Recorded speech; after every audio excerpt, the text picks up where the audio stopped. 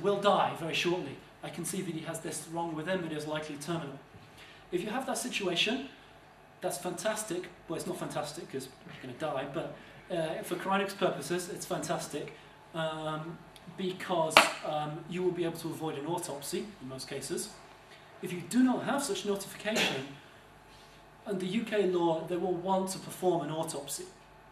Now, autopsies are generally an all or nothing affair in the UK. No matter if I have a gaping gunshot wound to my heart, they will want to slice my brain into thin slices and put them on a scanner. This is not good for my cryopreservation. Certainly not good for my reconstruction. Far more jigsaw pieces than are necessary.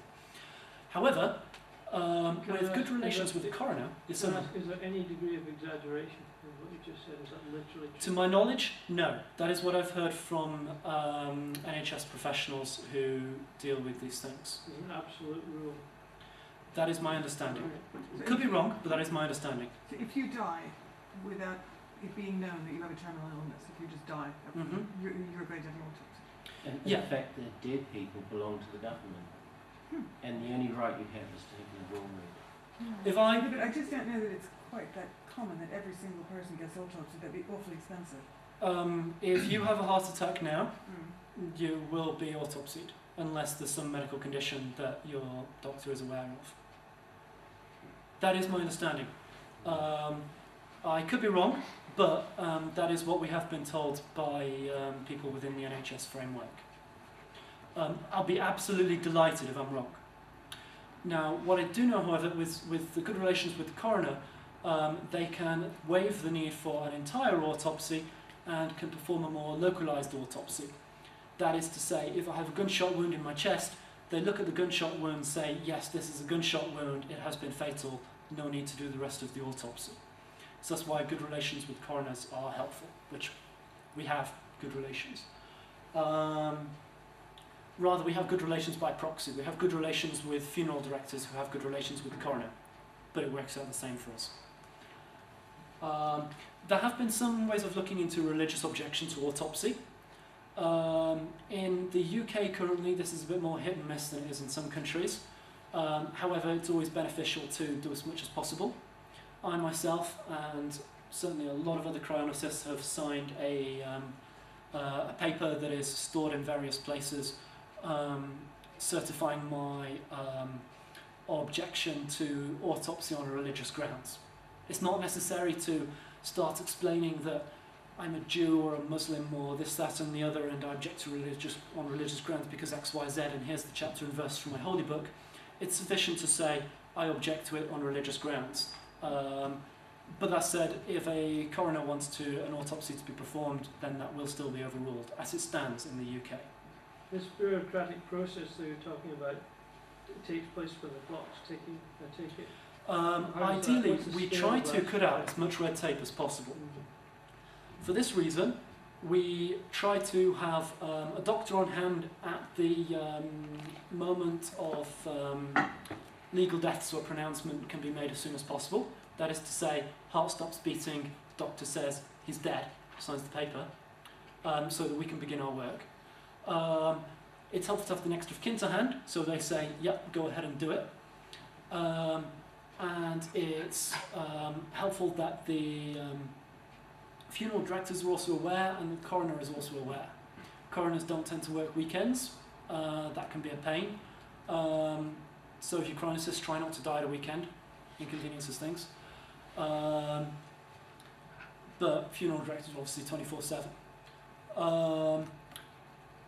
There are a lot of papers that chronicists can and will sign in advance that will help matters.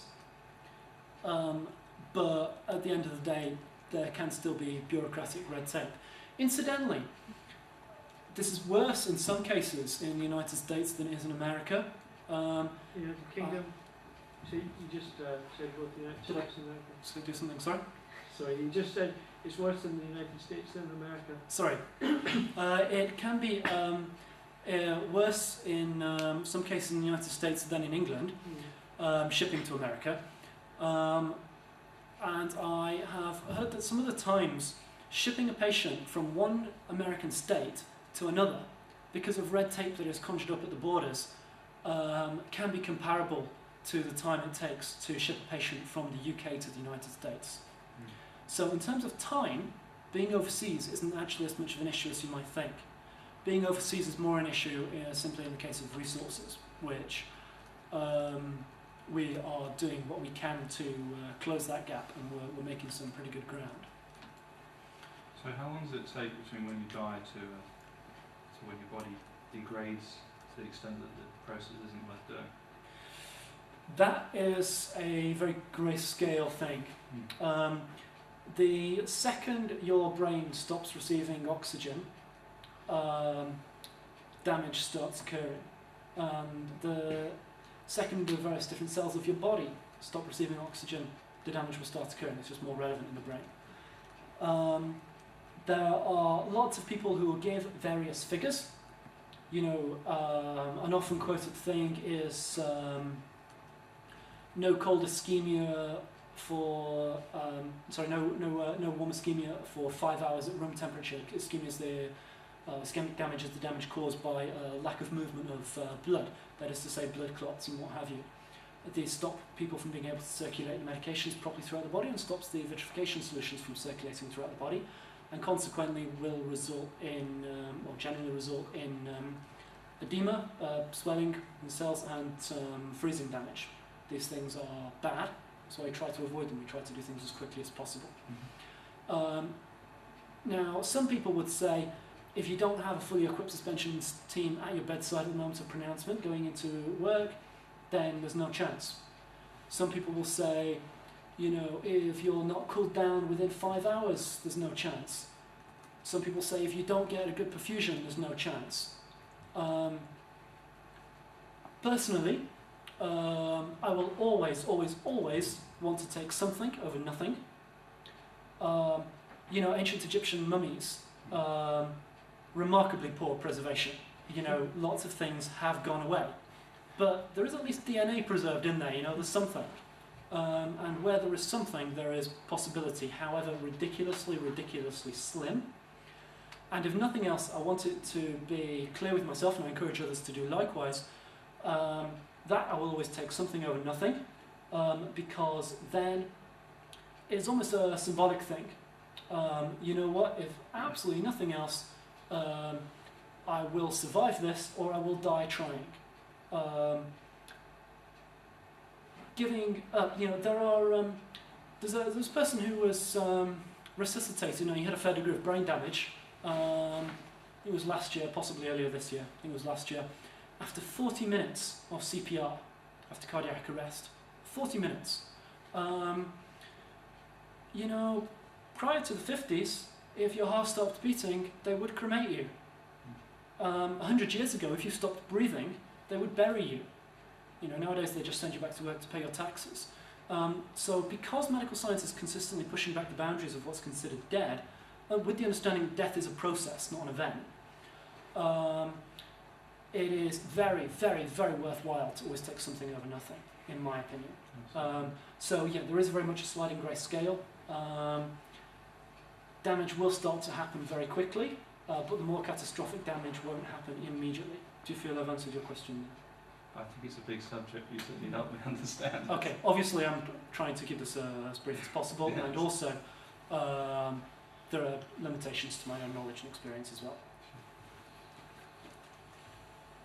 Publicity.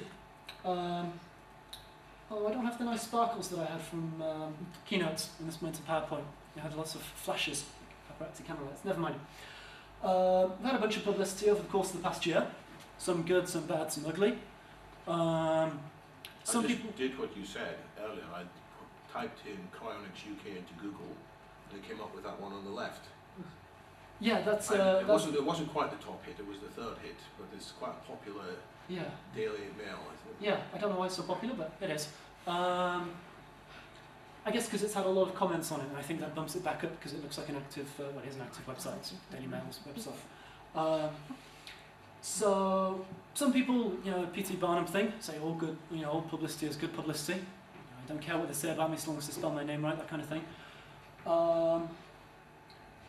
We can more or less get journalists now to spell cryonics instead of cryogenics, which is helpful. Cryogenics obviously just being the science of making things cold.